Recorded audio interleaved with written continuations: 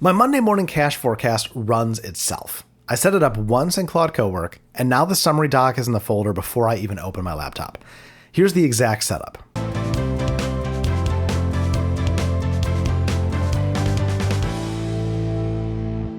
If we haven't met yet, I'm Mike. I'm a senior finance leader, and over the last decade, I've helped automate more than 150,000 hours out of finance processes. This video is specifically about Claude Cowork's scheduling feature, how to set up a task that runs automatically on a weekly cadence using your own files.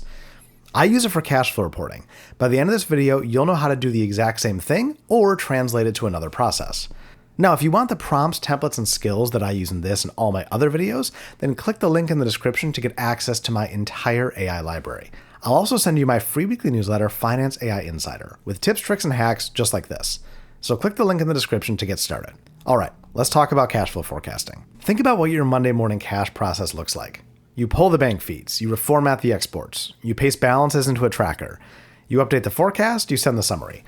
You've done this exact sequence every Monday for months, maybe even years.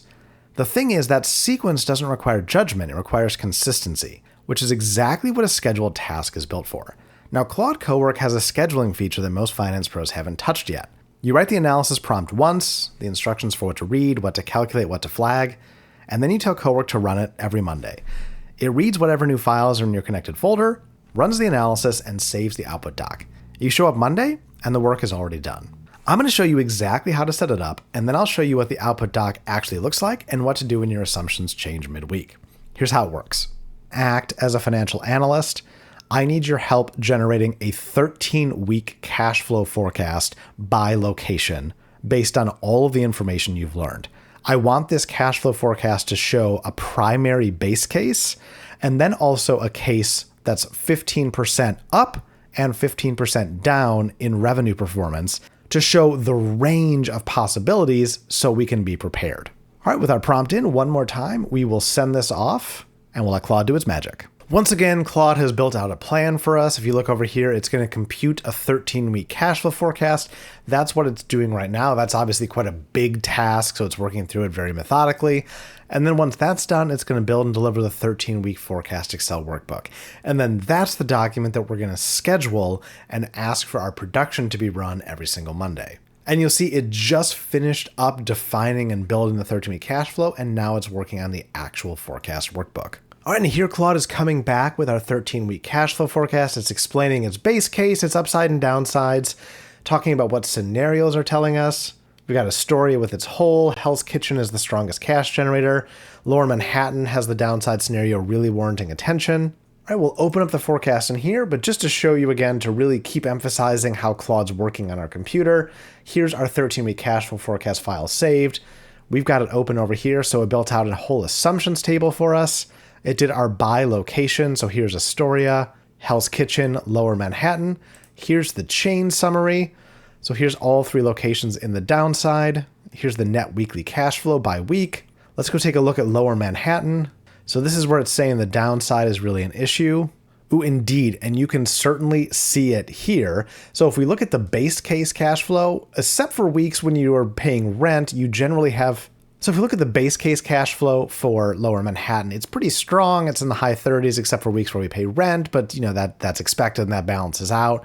But if we come down to the downside case, our cash flow falls down to the low 20s, and it takes essentially a full week to offset the cash outflow of the rent. So we've only got 2 weeks where we're making money, and it starts to get a lot tighter. Now, this doesn't show an issue where we don't have operating cash flow, but it certainly shows the position that we're running an operating cash flow margin of low 20%. Contrast that with Hell's Kitchen in the downside case, and you're still running in the 40s. So now this is an extremely helpful document. It's our entire cash flow forecast automatically published for us. Now what we're going to do is set this up to run automatically. So now let's go back to our project. We'll go in here to our project, and I'm going to go to scheduled to set up recurring tasks for the project. We'll hit the plus here.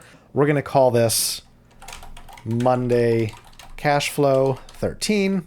Description will be build 13-week cash flow forecast by location.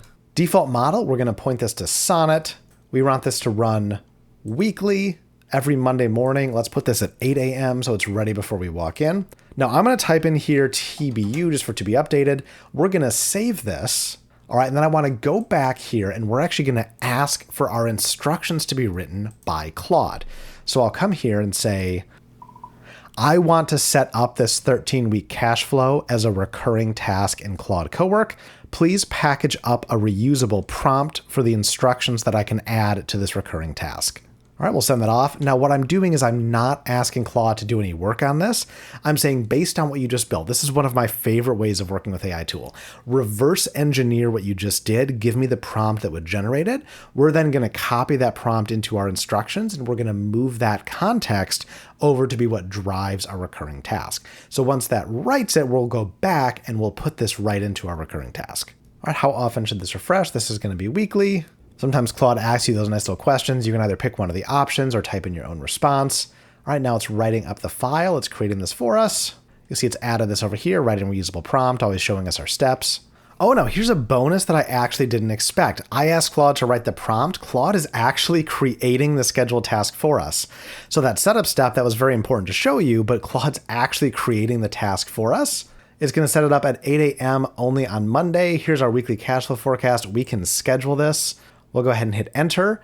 So it's actually set it up for us. We didn't even need to do that initial step of setting it up. That's good to know for the future. We'll go back and take a look at it in a second. So it's saying the biggest thing is you need to make sure that the task is running with the Claude desktop open. So you can leave this running or have your computer set up to fire up, 6 or 7 a.m. on Monday. Here's the prompt document it generated. So these are all of the steps it's going to do, very detailed to kind of get back to the place of what we just created. Again, the best way to generate reusable prompts is to build out what you want and then kind of back engineer it, reverse engineer it. Let's go over to our scheduled tasks. So here's the one that I set up. We can go ahead and delete that. All right, we'll delete that. I'm going to come over here now to the one that Claude helped us create. I can hit the edit button to go back to that screen we saw. So here's our description. Here's the name, F9 Finance Coffee Shop 13 week. Here's the description. Here's that entire prompt that it just created for us.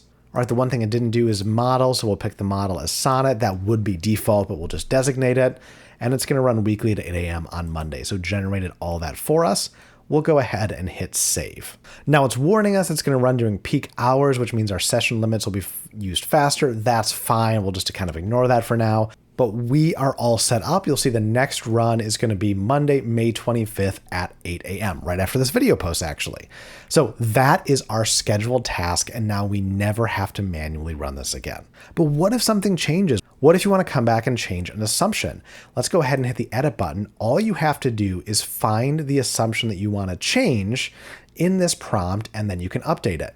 So let's say right here, let's say that the low cash alert thresholds, you want to change this. You got really burned by that Astoria negative balance, and you want to bump these up.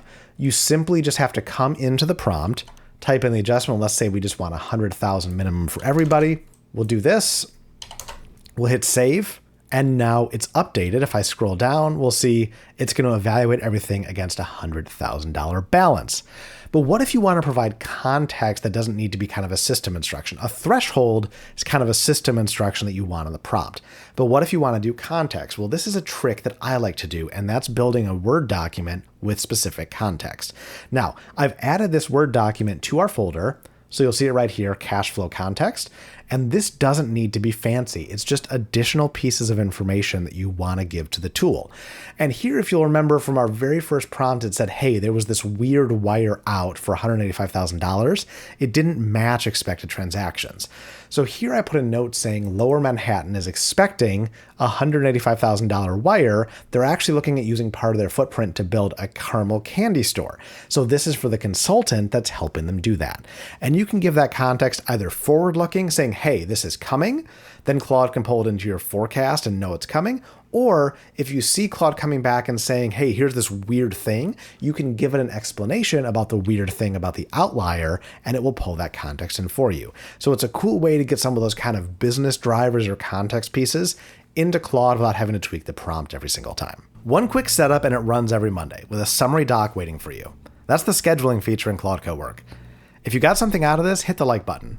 And if you're not subscribed, do it now. I post new automation content every week. And if you want to see this scheduling setup inside a full cash flow forecasting workflow, the bank feed analysis, the P&L driver breakdown, the complete 3 demo sequence, that's the main video. I'll put the link right up here. Definitely check that out if you enjoyed this video. I'll catch you over there. Until then, this is Mike signing off from F9 Finance. Cheers.